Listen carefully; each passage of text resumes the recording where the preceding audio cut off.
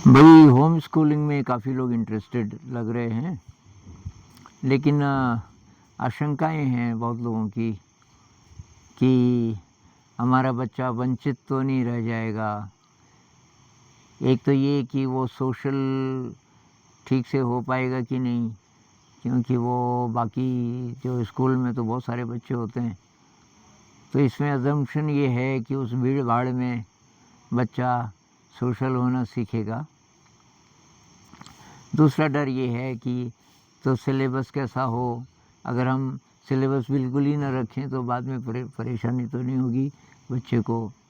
और कहीं क्रिएटिविटी वाला पक्ष बहुत ज़्यादा हो तो बच्चा फिर बाद में पढ़ना ही ना चाहे एकेडमिक सब्जेक्ट्स ऐसा। तो ये सारी चीज़ें, कोई भी नया प्रोजेक्ट जब आप करते हो शुरू, कोई नए प्रकार का कोई रिस्की प्रोजेक्ट, तो ये डर तो आते रहते हैं। इनका शुरू में कोई उत्तर नहीं है, आपको करके देखना पड़ेगा। मैं इतना कह सकता हूँ कि मैं जिन जिन बच्चों को मिला होम स्कूल्ड, वो बहुत बढ़िया इंसान मुझे लगे। बहुत कॉन्फिडेंट, बहुत इंटेलिजेंट, बहुत हार्ड वर्किंग, बहुत क्रिएटिव। अब लेकिन इसका मतलब ये नहीं है कि अब आपने होम स्कूलिंग शुरू कर दिया तो बस ये अच्छी अच्छी क्वालिटीज़ अपने आप आ जाएंगी। आप कैसे हो माता पिता, आप पे सब डिपेंड करेगा। कुछ बच्चा लेके आया अपना, उसको भाग्य कह लो, उसको पिछले जन्म की पूंजी कह लो। मतलब हर बच्चा जब जन्म लेता है तो कुछ खास काबिलियत उसमें पहले से होती है, ये संसार में जो काम आती है। लेकिन अब आप क्या करते हो उस बच्चे के साथ, असली बात ये है। तो मेरी अप्रोच ये है कि बच्चे से पहले आप दोबारा से सीखना शुरू करो। आप टटोल के देखोगे, पता चलेगा कि आपने काम की एक भी चीज़ नहीं सीखी जो आप सीखना चाहते थे। बचपन में जिन चीज़ों के लिए बहुत ज़्यादा इंटरेस्ट था, बहुत पैशन था, वो किसी ने करने ही नहीं दिया। मान लीजिए कि डांस या पेंटिंग या म्यूज़िक या क्राफ्ट्स, तरह तरह के, पता नहीं किस किस चीज़ में आपका इंटरेस्ट रहा होगा बचपन में, और किसी ने उसके लिए टाइम ही नहीं था, क्योंकि होमवर्क मिला हुआ है जी, पढ़ाई लिखाई वाला। तो आप अब अपने साथ क्या करते हो, आपको दोबारा ज़िंदा होना पड़ेगा। मेरा ये थीम है, हम एडल्ट्स जितने ज़िंदा होंगे उतना हमारा काम अच्छा होगा। और बच्चे कहीं ऐसा ना हो कि आप घर को भी फिर स्कूल ही जैसा बना दो, स्कूल में जो बुराइयां हैं वो सब घर में आ जाएं। हम होम स्कूलिंग इसलिए बोल रहे हैं कि उन बीमारियों से बच सके आपका बच्चा। बीमारियां क्या हैं? आर्टिफिशियल बिहेवियर, डिसऑनेस्ट बिहेवियर करना पड़ता है क्लास में बहुत बार। अच्छा, तरह तरह की शरारतें, क्योंकि बच्चे इंटरेस्टेड तो होते नहीं पढ़ाई लिखाई में, तो शरारतें बहुत होती रहती हैं। ज़रा और बड़ा होता है बच्चा, गालियाँ सीख जाता है, तरह तरह की गालियाँ, माँ बहन की गालियों में। आप किसी कॉलेज के बगल से गुजरो या आपके साथ साथ कॉलेज वाले भी कुछ चल रहे हों, देखो कैसी बातें कर रहे हैं। भाषा अश्लील हो गई और भूल भी गए कि ये अश्लील है भाषा, इसमें शालीनता नहीं है। ऐसे बहुत कम आपको मिलेंगे कि कोई विद्वतापूर्ण डिस्कशन हो रही है, साथ साथ शेर व शायरी हो रही है, साहित्य पे चर्चा हो रही है, गहरे गहरे विषयों पे बातचीत हो रही है। ये जो कॉलेज के स्टूडेंट्स हैं, इससे आपका बच्चा बचेगा। क्योंकि घर में अब आपकी भाषा तो अच्छी होगी, आप पेरेंट्स हैं, गालियों में तो कम से कम बात नहीं करोगे ना, तो बच्चा कहाँ से सीखेगा गड़बड़। नशा एक बहुत बड़ा, अब सामान्य जो सिगरेट पीना, इसको तो नशा मानते ही नहीं आजकल, कि ये तो ये होता ही होता है। लेकिन आजकल आपको पता ही है बहुत प्रकार के नशे हैं। और स्कूल में अभी बच्चा है, कोई 7वीं 8वीं में है और स्कूल के बाहर रेडी है और उसमें ये नशा मिलता है। अब आपको क्या पता बच्चा क्या कर रहा है। आजकल एक पंजाब में काफ़ी चला हुआ है, चिट्टा बोलते हैं उसको, सफ़ेद रंग का पाउडर जैसा। अब उसमें क्या है, लेकिन वो बहुत डेडली नशा है। अब पता नहीं किस किस चीज़ से आपका बच्चा गुजर रहा है, आपको तो पता भी नहीं चलेगा।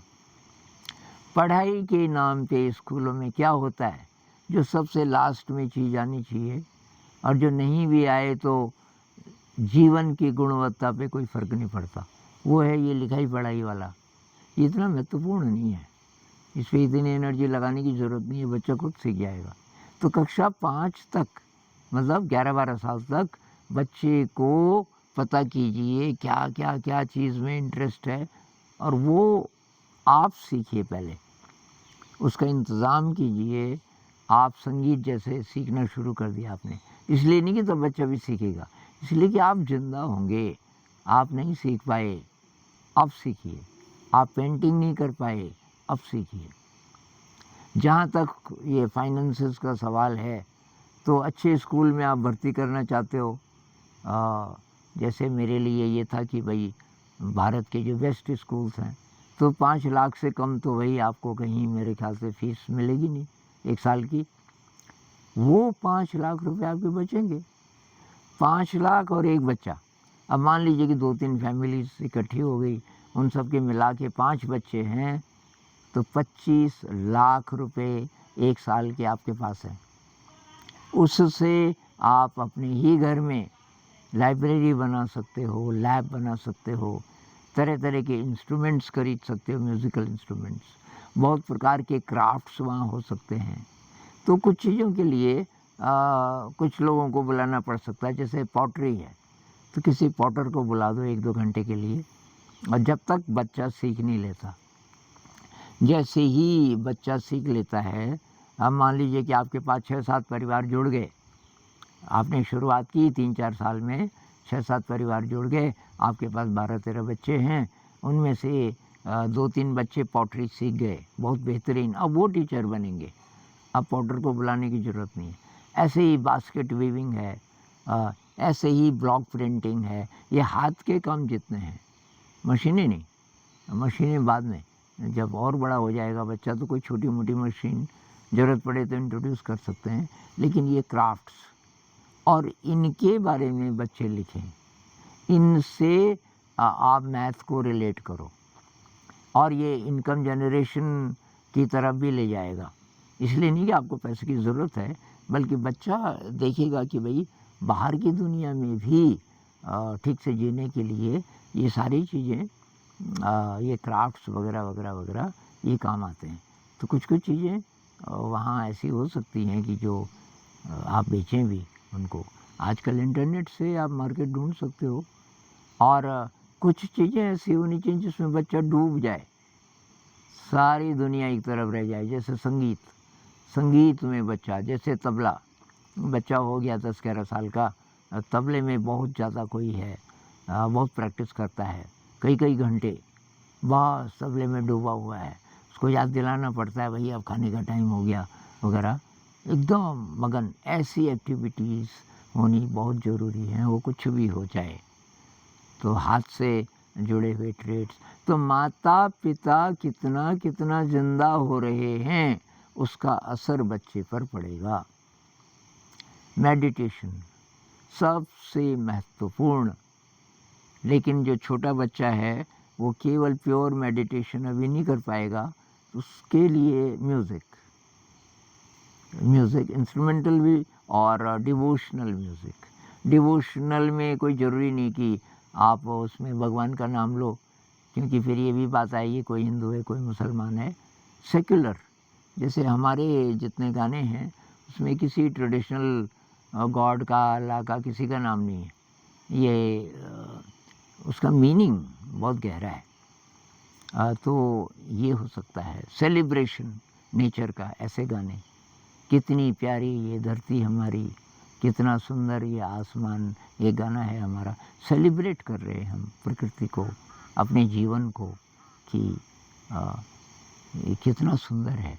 तो बचपन से ये संस्कार, प्रकृति से बच्चे को जोड़ना, अभी बच्चा और छोटा है तो ये तो बहुत लंबी डिस्कशन है किस उम्र में क्या क्या चीज़ें होनी चाहिए, लेकिन पेरेंट्स जितना जितना सीखेंगे अपने लिए, अपने मज़े के लिए, अपने को ज़िंदा करने के लिए, अपनी क्रिएटिविटी को बढ़ाने के लिए। एडल्ट्स की क्रिएटिविटी जो 25 साल से ऊपर हो गए, कहते हैं 2% बचा है हमारा क्रिएटिव ब्रेन, बाकी डल हो गया। एक सर्वे हुआ बहुत बड़ा। और तो बच्चे का 5 साल से छोटे बच्चे का क्रिएटिविटी का लेवल कहते हैं 98% होता है। उसका ब्रेन हर समय एकदम लाइव, एकदम कुछ नया सीखना चाहता है, इंक्विजिटिव, एनर्जी से भरा, और हम बुझने शुरू होते हैं धीरे धीरे धीरे। उसका कारण है पेरेंट्स और ये स्कूल्स। तो भाई आप नए प्रकार के पेरेंट्स बनिए, स्कूलों से बचाइए, तमाम विकृतियों से आपका बच्चा बचा रहेगा। आप जितना ज़िंदा होंगे, जितने गहरे ध्यान में जाएंगे, संगीत में जाएंगे, तरह तरह की कलाएं सीखेंगे, और आपका घर विचित्र हो जाएगा और आप दुनिया को फिर बदलेंगे। ये चमत्कार है जो आपके अंदर छुपा हुआ है।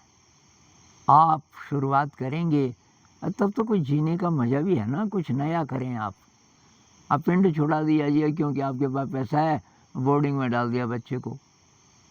अरे भाई, आप भी नहीं बदले एक तो, दूसरा बच्चा किधर किधर जा रहा है, आपके कंट्रोल से बाहर है, तीसरा सारा पैसा भी लगा रहे हो, फ़ायदा क्या हुआ।